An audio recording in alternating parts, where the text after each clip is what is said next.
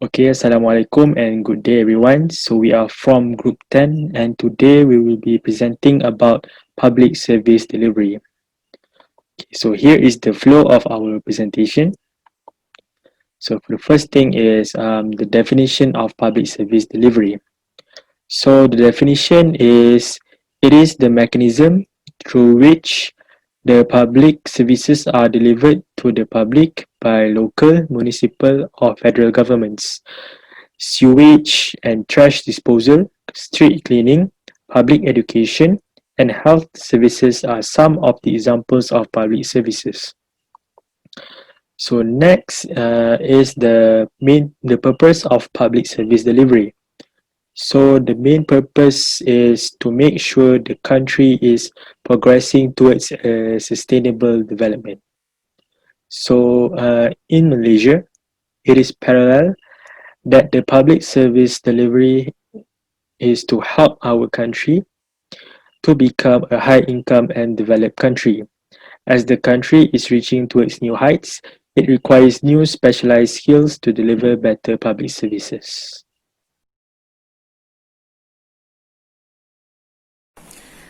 Okay, let's move on to the development of public service delivery in Malaysia.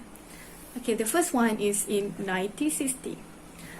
The government began with several initiatives to improve the economy. So the list of the program to boost public service delivery in that time are the first one, the Rural Development Program, the second one, the Red Book, the third one, the Moscow Asma Report. Okay, so I will explain about the Red Book and the Moscow Asma Report. So for the Red Book, it focused on providing basic infrastructure and institutions such as electricity and water. We can see the rapid growth on the FELDA and the RIDA. And then for the ESMA report, it presents their report and it mentioned about the recommendation in Malaysia government to change their approach from maintenance administration to the development administration. Next, 1970, the government then established the Development Administration Unit. The unit has been organized by Prime Minister Department. So, in 1971, the government created new policy, which is new economy policy, that turned the public service into the new institution. Next, the government introduced new public management in 1980. The purpose is to strengthen public service delivery. So for year 1986, this government centralized the Malaysian Administrative Modernization and Management Planning Unit, which is MAMPU. This centralization will help the ongoing development of citizen-oriented public service delivery. In 1990, Malaysia's public administration insists of fulfilling the 2020 vision. The government introduced three things, which are National Development Policy to enhance the standard of public service, the Sistem Saman Baru to enforce Malaysia's wage system, and the third one, Multimedia Super Corridor and Cyber City to promote IT in the public service. This will develop Malaysia in various aspects. So, customer satisfaction and good service performance are the central to provide the greatest service quality. Lastly, from year 2000 until now, the government keep improving the consistency and efficiency of public service delivery through innovation, such as e-government. Nowadays, Malaysia become one of the most organized country in providing public service delivery. Thank you. Let's proceed to government agency who involved in public service delivery. we choose the Immigration Department of Malaysia. The Immigration Department of Malaysia is under the Ministry of Home Affairs. It is led by Datuk Seri Hamzah Zainuddin as head and assisted by Datuk Seri Dr. Ismail Muhammad Said and Tuan Jonathan Yassin. The main function of Immigration Department is managing immigration matters according to national priority, such as issue the passport and travel visa to the citizen, issue visa and pass to the foreigner who enter Malaysia, manage the movement of people who enter and exit at the authorized point, and enforce the Immigration Act.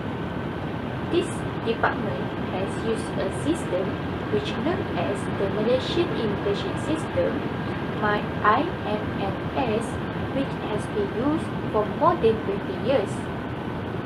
This system has been improvised from time to time in order it relevant to society.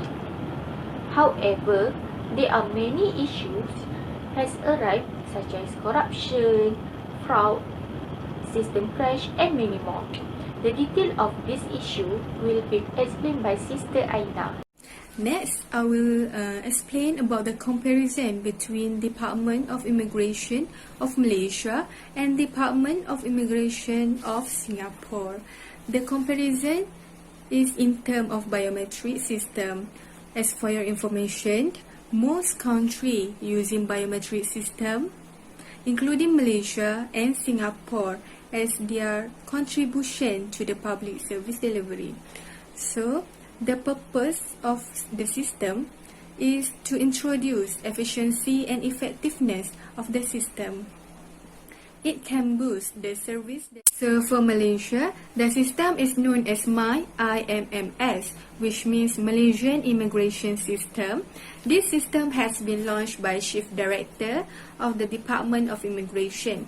So, the function of the system is to trace the detail of foreign workers or foreign visitors who come to Malaysia. It can trace the information and can verify the background of the foreign workers or foreign visitors, either whether they have a criminal record or not before enter to this country. And the system also provide other information. While for Singapore, the Singapore use a system which called EIACS, that known as Enhanced Immigration Automatic Clearance System. This system gives priority to Singapore citizens because they can use their passport without need to register for an additional card or an additional smart card. So, it because the system consists of passport and thumbprint, so they only need to scan at the security gate and will detect if the passport not match the security service. So, to compare with Malaysia, Singapore system is more advanced. It is because the security service in their system can detect automatically if the information with thumbprint and passport number is not correct. A total of 1,306 Anti-Corruption Commission (MACC) has for allegedly smuggling 8 Indonesian migrants. Hi, Assalamualaikum. I'm Aina. So I will proceed the presentation with my part on issues in public service delivery. So my focus is only on Immigration Department in Malaysia. The Malaysian Immigration Department faces many problems that would tarnish their reputation. As we know, one of the responsibilities borne by the Immigration Department is to manage everything that is closely related to foreign comers into the country. Failures to handle their entry and exits, especially those who come to Malaysia illegally, would place Malaysia in a dangerous position and also would harm the safety of Malaysian citizens. We identified many problems happen in the Immigration Department. So here I will explain 3 major issues that could lead to any other occurrence of matters. So the first issue is on corruption. Immigration Department is known to be one of the bigger contributors to the corruption matters in Malaysia. So this will raise the questions regarding the credibility and integrity of public sector employees in carrying out their responsibilities, not only among the people of Malaysia, but also the outsiders. So what happened in corruptions is the internal syndicates which facilitate the human trafficking to across our borders. This could also lead to the bribery where the involvement of police officers and even the immigration officers into these illegal activities. And the most terrifying is when terrorism is bring in our country. Next issue is on system crashing. This issue could happen in two forms, which is the first, technical issues. Basically, technical issues is inevitable because when we go online, the system could break down sometimes, especially when there are too many people access the same sites at a time. So it will slow down the data processing and also decline the customer satisfaction. The other form of system crashing is the intentional crashing, where the own employees in immigration or the higher officers hijack their own system to allow manipulation of data or even to allow the human trafficking activities. So the last issue is on the very recent issue, which is COVID-19 pandemic.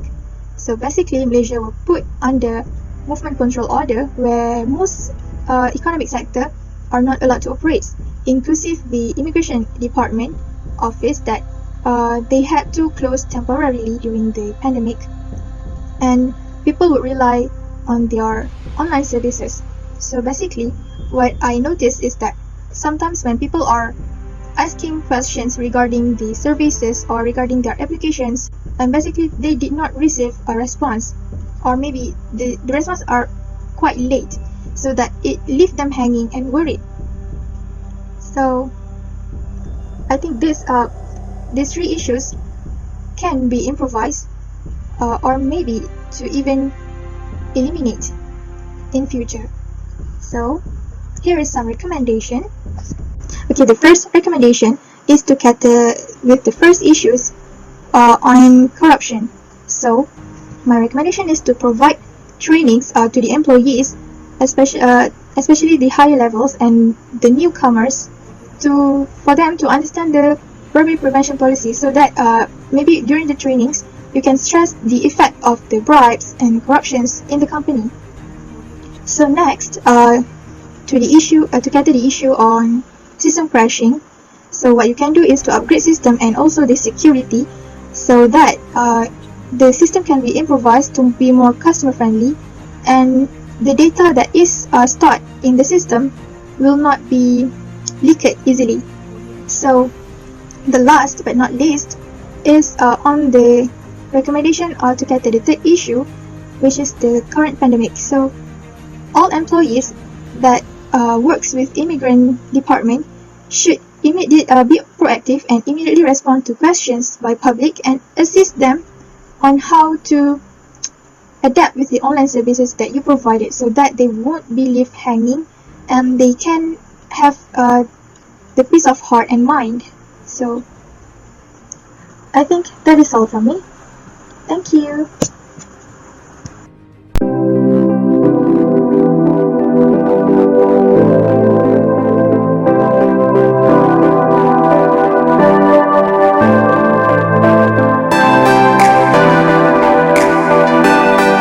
We move on to government solution regarding to issue that presented by Sister Aina. Okay, basically, government have aware about the problem of the system. Therefore, the government has introduced the National Integrated Immigration System, which is NIIS, to replace MyIMMS. This system is expected to fully operate in 2023. Basically, it takes about 3 years to fully operate. It is one of the effort by the government to increase the capacity of immigration service to replace the older system. Because this system use up-to-date technology, which is according to Industry Revolution 4.0. So, it also focus on data integrity, smart screening and automation. since it is used biometric and face recognition. Some action that taken by the Immigration Department during the COVID-19 pandemic. First, the Immigration Department have prepared some guidelines for the entry of workers such as skilled worker, dependent and foreign maids during the Recovery Movement Control Order (RMCO).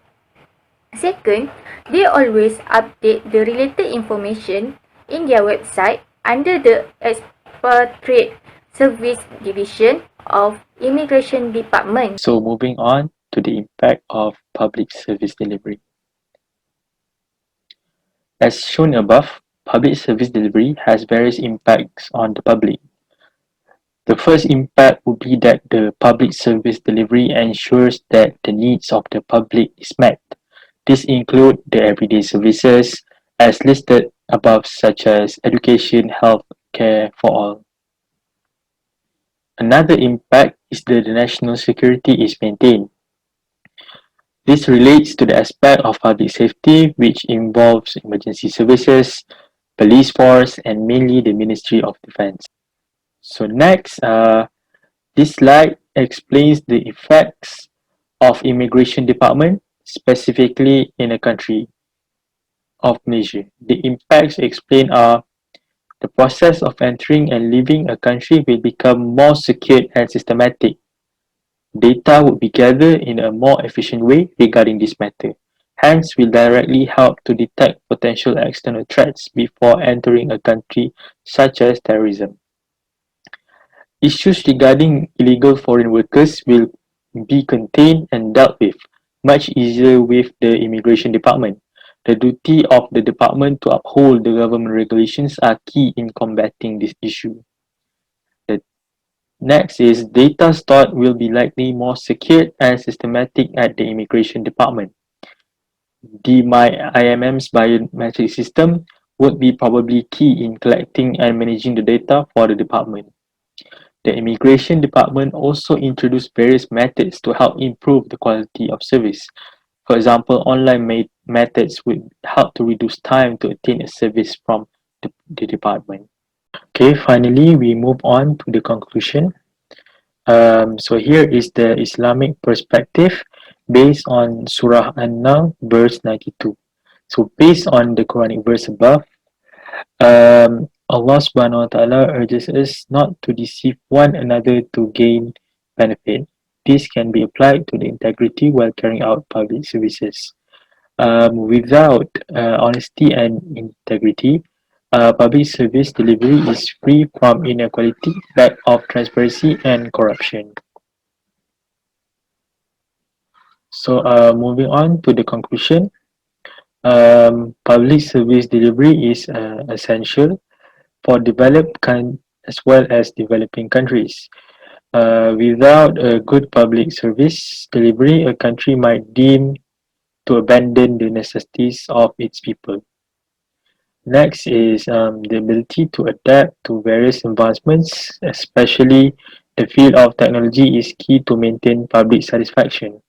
Technology is constantly evolving, hence governments need to take into consideration to invest into specific types of technology to enhance their quality of public service delivery. So the last one is Malaysia is one of the most organized countries in providing public service delivery. That is all from us. Thank you very much.